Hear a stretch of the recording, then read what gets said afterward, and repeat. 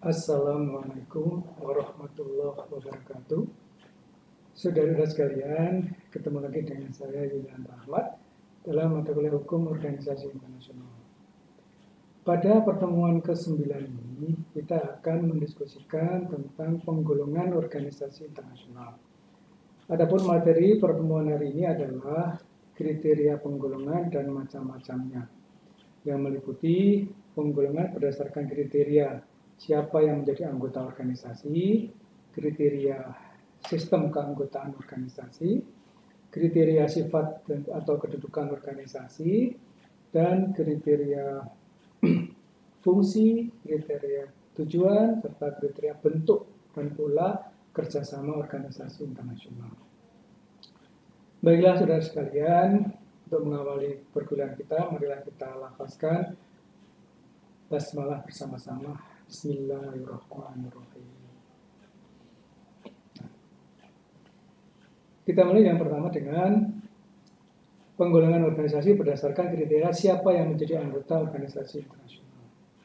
Nah, berdasarkan kriteria ini, organisasi internasional digolongkan menjadi satu organisasi internasional publik atau organisasi internasional antar pemerintah, yaitu organisasi internasional yang anggota-anggotanya berasal dari perwakilan pemerintah atau negara, seperti misalnya PBB, ASEAN, OPEC, kemudian organisasi konferensi Islam, organisasi non-blok, dan sebagainya. Yang kedua, organisasi internasional privat atau organisasi internasional non-pemerintah, yaitu organisasi yang anggotanya bukan pemerintah atau negara, misalnya organisasi olahraga seperti FIFA, IBF, organisasi masjid sedunia, organisasi gereja sedunia, perhimpunan donor darah sedunia, dan sebagainya. Kemudian yang kedua, berdasarkan kriteria sistem keanggotaan organisasi internasional.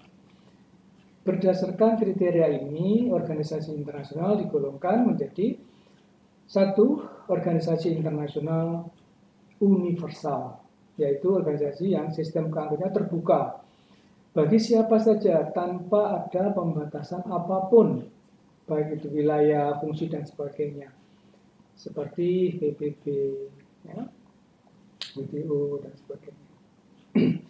Nah, kemudian yang kedua, organisasi internasional terbatas atau tertutup, yaitu organisasi yang sistem keanggotaannya dibatasi oleh wilayah, bisa oleh fungsi, latar belakang, atau bidang kegiatan, dan sebagainya.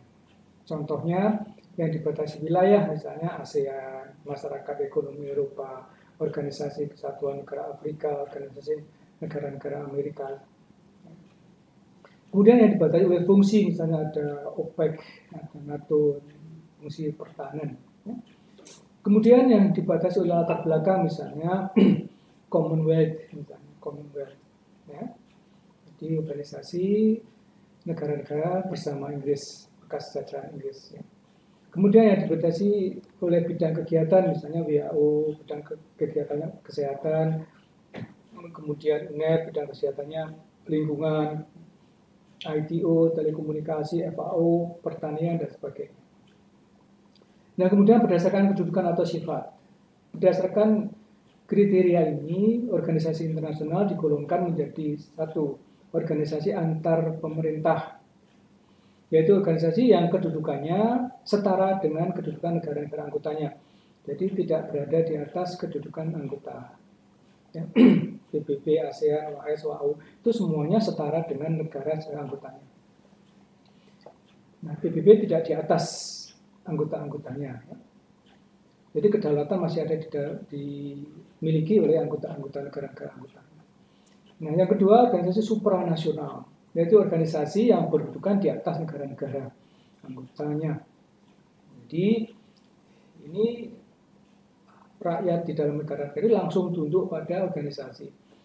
Dan organisasi ini sampai sekarang masih dalam teori saja, Bapak sekalian. Kita belum punya contohnya untuk ini. Yang ketiga, berdasarkan fungsi organisasi. Dan berdasarkan fungsi organisasi, maka organisasi internasional itu digolongkan menjadi satu organisasi politik, yaitu organisasi yang dalam kegiatannya menyangkut masalah-masalah politik dan hubungan internasional.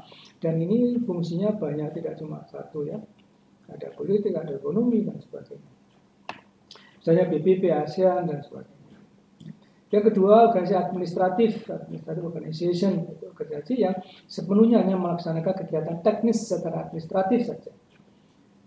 Seperti misalnya OPEC itu khusus, kan?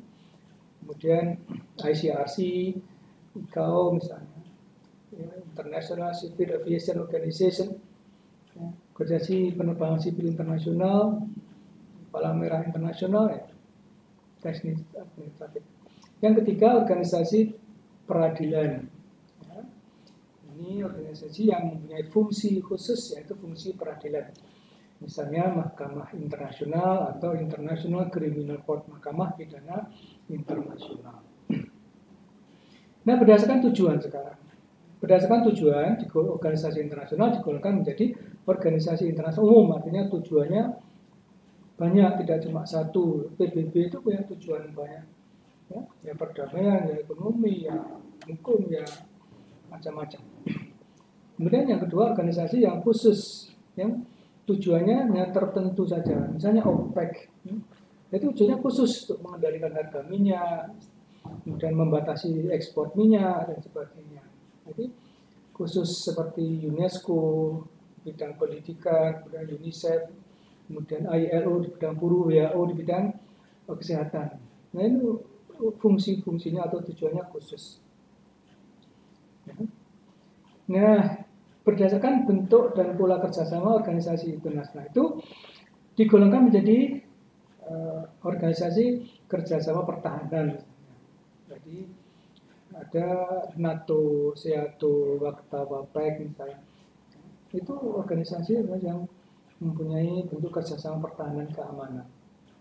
Kemudian kerjasama fungsional, ya, ini bentuk kerjasamanya bermacam-macam, seperti PBB, ASEAN, OKI. Itu kerjasamanya bermacam-macam, tidak hanya di yang pertahanan saja.